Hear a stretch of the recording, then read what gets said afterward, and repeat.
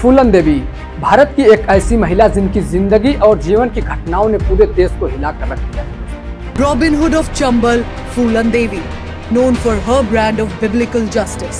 गरीबी, जातिवाद, बदला, दुष्कर्म और राजनीतिक सफर। जब खुद अपने गैंग की सरदार बनी। नाम फूलन देवी है, जो बैंडिट क्वीन के नाम से जानते हैं। एक ऐसी महिला जिनकी जिंदगी ने ऐसे मोड़ पर लाकर खड़ा कर दिया दोस्तों कि वो चंबल की सबसे खूंखार डाकू बन बैठी। चंबल का एक ऐसा डाकू जिनके नाम से लोग कांपने लगते थे, अपने घर के दरवाजे खिड़कियां बंद करने लगते थे। एक ऐसी महिला जिन्होंने 22 ठाकुरों को एक साथ लाइन में खड़ा करके गोलियों से भून डाला था। एक ऐसी महिला जिनको रॉबिन हुड और बैंडिट क्वीन भी कहा गया। कि इतना संघर्ष करने के बाद हम जिंदा रहेंगे। नमस्कार दोस्तों, आइए समझते हैं रॉबिन हुड और बैंडिट क्वीन कही जाने वाली फूलन देवी के जीवन को गहराई से आज के इस वीडियो में। 10 अगस्त 1963 ये वो तारीख थी दोस्तों जब फूलन देवी का जन्म उत्तर प्रदेश के जालौन जिले के एक छोटे से गांव घूरा का पुरवा में हुआ था। उनका परिवार मल्लाह जाति का था, जो कि एक नाविकों की सबसे छोटी जाति मानी जाती है। यह उस समय की बात है दोस्तों जब हमारे ग्रामीण भारत में लड़कियों को बोझ समझा जाता था। उनके पिता दिन मल्लाह और मां मूला देवी के 4 बच्चे थे, जिनमें फूलन और उनकी बड़ी बहन जिनका नाम था रुक्मणी, ये दोनों बच्चों में बड़े थे। परिवार में संपत्ति के नाम पे सिर्फ मात्र 1 एकड़ जमीन थी, जिसपे एक नीम का पेड़ लगा हुआ था दोस्तों। फूलन बचपन से ही साहसी लड़की थी। जब वो 11 साल की उम्र में थी दोस्तों, तो उनके दादा और दादी की मृत्यु हो जाती है। उसके बाद से उनके जो चाचा होते हैं, उनके जिनका नाम बताया जाता है मायादीन, जिन्होंने उस 1 एकड़ जमीन पर कब्जा करने की कोशिश करते हैं और इसका जो फूलन देवी होती है बहुत विरोध करती हैं। उस छोटी सी उम्र में वो करती क्या दोस्तों कि गांव के सारी लड़कियों को इकट्ठा करती हैं और इसके लिए धरना देती हैं और आवाज उठाती हैं, क्योंकि उनकी जमीन कब्जा करी जाती है जबरदस्ती। फिर बाद में होता यह है दोस्तों कि उनके परिवार वालों ने ही इस विरोध को रोकने के लिए उनको बहुत सारा मारा पीटा, बहुत ज्यादा मारा पीटा, जिससे वो बेहोश हो जाती। यह घटना फूलन के जीवन का पहला सबसे बड़ा संघर्ष था और जातिवाद और गरीबी ने फूलन को बचपन से ही तोड़ना शुरू कर दिया था। दादा दादी के मरने के बाद 11 साल की उम्र में ही दोस्तों उनके परिवार वालों ने उनकी शादी एक अधेड़ आदमी से कर दी, जिसकी उम्र थी 30 से 40 साल। उस समय के हिसाब से दहेज में 100 रुपए, एक गाय और एक साइकिल दी गई थी। लेकिन शादी के बाद फूलन का नर्क जैसी जिंदगी शुरू हो गया दोस्तों। कुंती लाल जिससे फूलन की शादी हुई थी, वो शादी के बाद फूलन के साथ शोषण करने लगता है, मारने पीटने लगता है, जिससे फूलन देवी परेशान होकर वापस अपने मायके यानी घर लौट आती है। मायके यानी घर लौट आने के बाद समाज की बहुत सारे बातों को उनको सुनना और सहना पड़ता है, क्योंकि उस समय के हिसाब से पत्नी, जिसके बाद से फूलन को देवी कहा जाने लगा। साल 1980 जब गैंग में 2 ठाकुर भाई लाला राम और श्री राम सिंह शामिल हुए, जिन्होंने विक्रम मल्हार को सोते समय पर उनको मर्डर कर दिया, उनको मार डाला। उसके बाद से फूलन देवी को किडनैप करते हैं और उसको बिहमई गांव लेके चले जाते हैं। वहां ले जाने के बाद ठाकुरों ने 3 हफ्ते तक फूलन देवी को बंधक बना के रखते हैं और उसके बाद उनके साथ गैंग करते हैं। उनके साथ दुष्कर्म किया जाता है, उनको अपमानित किया जाता है। किसी प्रकार से फूलन देवी अपनी जान बचा के वहां से भाग निकलती हैं और एक नया डाकू जिनका नाम होता है मन सिंह, उसके साथ एक नया गैंग बनाती है।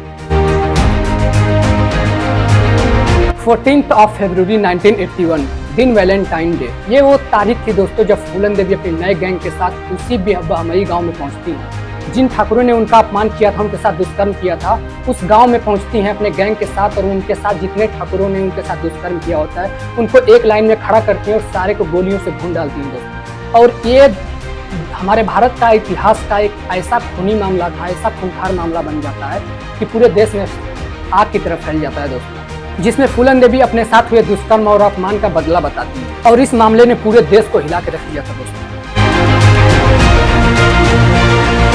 इस घटना के बाद तत्कालीन यूपी के सीएम वीपी सिंह ने तुरंत इस्तीफा दे दिया, जिसके तुरंत बाद फूलन देवी पे 48 केस दर्ज हो गए, जिसमें मर्डर, लूट और डकैती जैसे मामले शामिल थे। इसके साथ ही यूपी पुलिस ने फूलन देवी पे 10,000 रुपए तक का इनाम भी जारी कर दिया। पुलिस के इनाम जारी करने के बाद भी फूलन का कुछ भी पता नहीं चलता है, 2 साल तक वो छुपी रहती हैं दोस्तों। उसके बाद साल 1983 ये वो समय आता है जब थकान और बीमारियां से जूझने के दौरान वो सरेंडर करने का फैसला करती हैं, जिसमें उन्होंने काफ़ी सारी शर्तें रखी थी दोस्तों। उनमें शर्तें क्या थी? सबसे बड़ी शर्त उन्होंने ये रखी थी दोस्तों कि वो यूपी पुलिस को सरेंडर करने से मना कर देती हैं, बल्कि वो कहती हैं कि नहीं, हम यूपी पुलिस को सरेंडर ना करते हुए एमपी पुलिस को सरेंडर करेंगी। इसके साथ ही उन्होंने अपने परिवार के बचाव और गैंग्स के बचाव में भी शर्तें रखी, जिसको मान्य किया गया। और फिर उसके बाद होता क्या दोस्तों, 14 फरवरी 1983 ये वो तारीख थी दोस्तों जब फूलन ने भोपाल में 8,000 लोगों के सामने खुद को सरेंडर कर दिया। फिर 11 साल तक फूलन जेल में रही, जिसके दौरान डॉक्टरों ने उनका गर्भाशय निकाल दिया ताकि दूसरा कोई फूलन पैदा ना हो। साल 1994 माननीय मुलायम सिंह यादव की समाजवादी पार्टी ने फूलन के सारे केस यूपी में वापस लिए, जिसके बाद से फूलन रिहा हो गई। जिसके बाद उन्होंने बौद्ध धर्म को अपनाया और शांति का रास्ता चुना। सबसे बड़ी उपलब्धि की मतलब यही है कि मतलब हमने इतना शोषण था और उसका फिर हमने डट के सामना किया। आपकी सबसे बड़ी आकांक्षा? कुछ भी नहीं। आपकी जिंदगी का एक अफसोस? हाँ, एक अफसोस कि हम मतलब एक गरीब परिवार में हम औरत बन के क्यों पैदा हुए। आप अगले जन्म में क्या बनना चाहेंगी? हम अगले जन्म में भले ही जानवर बन जाएं पर इस तरह की मतलब औरत नहीं बनना चाहिए। वक्त गुजरता है दोस्तों और साल 1995 फूलन ने एक राजनेता जिनका नाम था उमेद सिंह, उनसे शादी कर ली। और फिर साल 1996 वो समाजवादी पार्टी से मिर्जापुर सीट पर चुनाव लड़ती हैं लोकसभा का और 37,000 वोटों से जीत जाती हैं। सांसद बनने के बाद फूलन ने गरीबों के लिए न्याय किया और उसके साथ साथ अपने वहाँ के गाँव के लिए स्कूल, शिक्षा, पानी और आदि सारी सुविधाओं का व्यवस्था करी। नाम फूलन देवी है, जो बैंडिट क्वीन के नाम से जानते हैं। और हमें पता नहीं था कि इतना संघर्ष करने के बाद हम जिंदा रहेंगे और आज आप सबके बीच में भी पहुंचेंगे, इतना मान सम्मान भी हम पाएंगे, ये हमने कभी नहीं सोचा था। 4 साल हम जंगल में भटके। आपको पता होगा कि हमारे सुख और शांति का रास्ता चुनने के बाद दोस्तों फूलन की जिंदगी पटरी पे वापस लौट ही रही थी, तब तक कि एक और बड़ी घटना उनका इंतजार कर रही होती है। सांसद बनकर वो जब दिल्ली पहुंचती हैं तो दिल्ली में वो आवास लेती हैं और वहाँ पे रहने लग जाती हैं।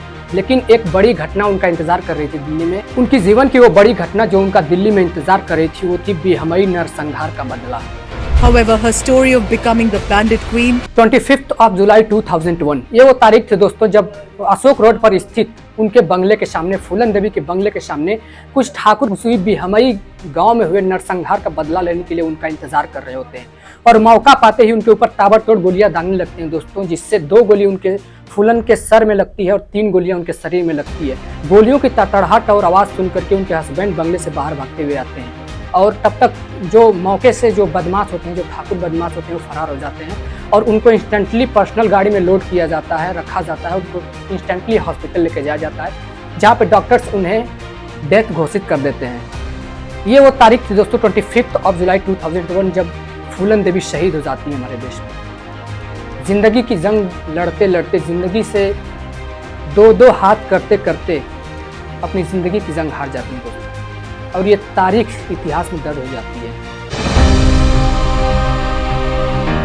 इस हमले के बाद मुख्य आरोपी जिसका नाम था शेर सिंह राणा, उसको कोर्ट ने 2014 में उम्र कैद की सजा सुनाई। फूलन के मौत के बाद उनकी विरासत आज भी जिंदा है लोगों के दिल में और लोगों के दिमाग में दोस्तों। और बाद में उनके ऊपर एक फिल्म भी आई थी जिसका नाम था बैंडिट क्वीन और उनके ऊपर एक डॉक्यूमेंट्री भी पब्लिश की गई थी जिसका नाम था आई फूलन देवी, जिसको उन्होंने खुद लिखा था। आपकी क्या राय है फूलन देवी को लेकर? प्लीज कमेंट बॉक्स में अपना रिव्यू जरूर देना दोस्तों। मिलते हैं किसी दूसरे वीडियो में एक नई कहानी के साथ, तब तक के लिए thank you so much for watching this.